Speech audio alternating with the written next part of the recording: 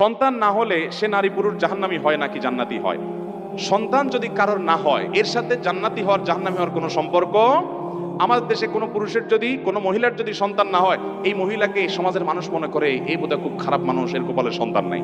এর মতো একটা ফালতু কুসংস্কার আরেকটা আছে কিনা আল্লাহ জানে।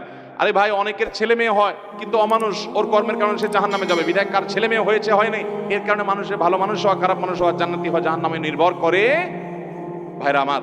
বরং কাউকে আল্লাহ সন্তান দেন নাই, তিনি আল্লাহর প্রতি কোনো অভিযোগ করেন নাই, আল্লাহর এই ফয়সালা মেনে নিয়েছেন যে আল্লাহ হয়তো আমার এর জন্য কল্যাণ আছে, সন্তান হলে আমার আরো বরং ক্ষতি হতো, খারাপ সন্তান হতো, বিকলাঙ্গ হতো, অসুবিধা হতো, আমি হয়তো সবর করতে পারতাম না, আমি আপনার ফয়সালা মেনে নিয়েছি। কেউ যদি সবর করে তাহলে বরং সন্তান হয় নাই যে দম্পতির, তারা যে সবর করলেন, তারা যে ধৈর্য ধারণ করলেন, এর কারণে তারা বরং জান্নাতে যেতে পারেন।